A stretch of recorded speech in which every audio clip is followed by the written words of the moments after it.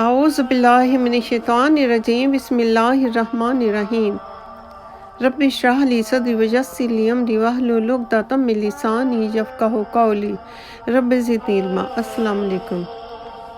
روایت ہے کہ ایک دفعہ حضرت اسماعیل علیہ السلام نے اپنے والد بزرگوار حضرت ابراہیم علیہ السلام سے پوچھا، ابا جان، رب تعالیٰ نے آپ علیہ السلام کو کس خوبی کی وجہ سے خلافت اور نبوت سے اور آپ کو اپنا دوست کہا، ان سب خوبیوں سے کس وجہ سے نوازا؟ حضرت ابراہیم خلیل اللہ نے عرض کی کہ 3 سبب سے رب تعالیٰ نے مجھے نبوت سے نوازا۔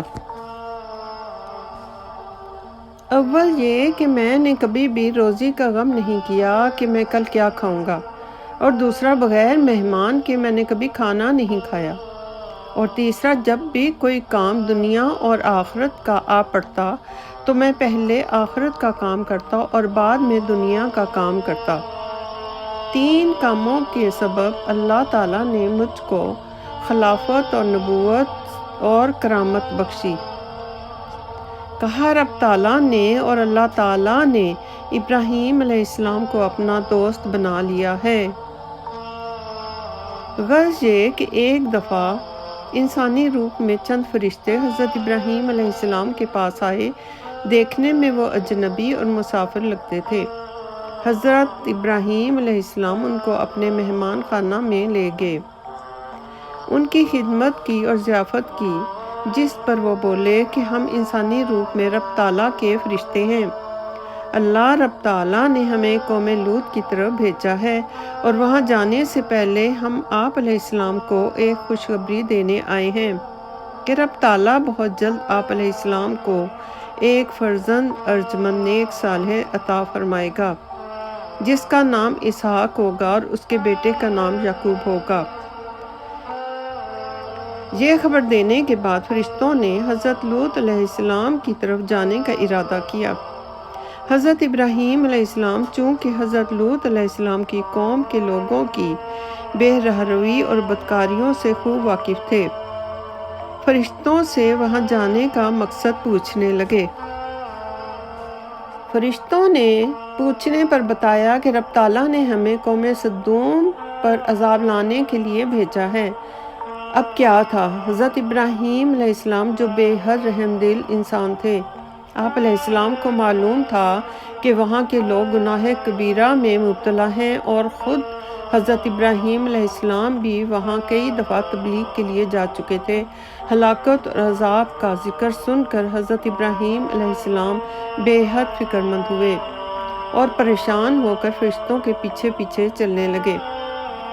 فرمایا حضرت ابراہیم علیہ السلام نے، وہاں تو لوط علیہ السلام اور ان کا خاندان بھی ہے۔ فرشتوں نے جواب دیا کہ انہیں کچھ نہیں ہوگا، وہ محفوظ رہیں گے۔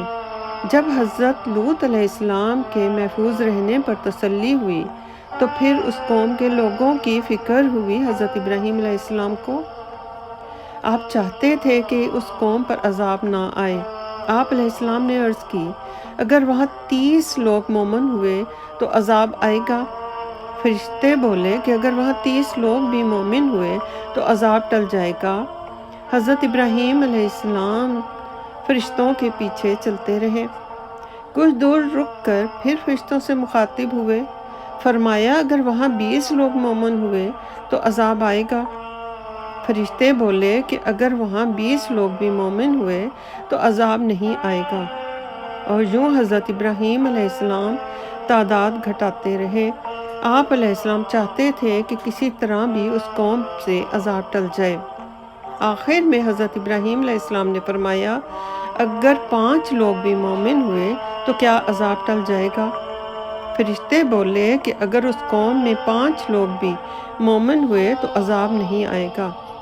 یہ کہہ کر فرشتے آگے بڑھ گئے، اور حضرت ابراہیم علیہ السلام سوچنے لگے کہ حضرت لوط علیہ السلام کے گھر کے افراد بھی 5 نہیں ہیں۔ اے کاش میں اپنے علاقے کے کچھ مومن لوگوں کو وہاں آباد کر دیتا۔ اللہ رب تعالیٰ نے فرمایا کہ اس قوم پر عذاب آ کر رہے گا، یہ طے ہے۔ غرض یہ کہ اگر کسی قوم میں 5 لوگ بھی مومن اور نیک صالح ہوں تو اللہ رب العزت کی رحمت اس پوری قوم پر ہوتی ہے، مگر افسوس سدوم قوم پر عذاب آ کر رہا۔ اس قوم میں 5 لوگ بھی مومن نہ تھے۔ حضرت ابراہیم علیہ السلام پہاڑی پر چڑھ کر اس علاقے کی طرف دیکھ رہے تھے اور دور سے کالی گھٹائیں دکھائی دیں۔ حضرت ابراہیم علیہ السلام نے یہ سب دیکھا اور بولے، ہائے افسوس! اس قوم پر عذاب آ کر رہا، افسوس ہے اس قوم میں 5 لوگ بھی مومن نہ تھے۔ قوم سدوم میں حضرت لوط علیہ السلام اور ان کی بیوی اور 2 بیٹیاں رہتے تھے۔ اللہ رب تعالیٰ نے حضرت لوط علیہ السلام اور ان کی دونوں بیٹیوں کو محفوظ رکھا، یعنی کہ 3 لوگ صرف محفوظ رہے، مگر ان کی بیوی جو ان لوگوں میں سے تھی اسے بھی ہلاک کر ڈالا۔ قوم سدوم پر رب تعالیٰ کا غضب اور قہر ایسا ٹوٹا کہ رب تعالیٰ نے اس قوم کے لیے اپنی نفرت اور قہر کا اظہار یوں کیا کہ اس قوم پر 3 قسم کے عذاب ٹوٹے۔ ایک ان لوگوں کو چنگھاڑ سے مارا، دوسرا اس قوم پر پتھروں کی بارش ہوئی، ہر پتھر پر گنہگار کا نام درج تھا، اور اس قوم کی زمین کو الٹا کر منو زمین کے اندر اس قوم کو دفنا دیا گیا۔ اللہ اکبر۔ ربنا آتنا فی الدنیا حسنۃ وفی الآخرۃ حسنۃ وقنا عذاب النار۔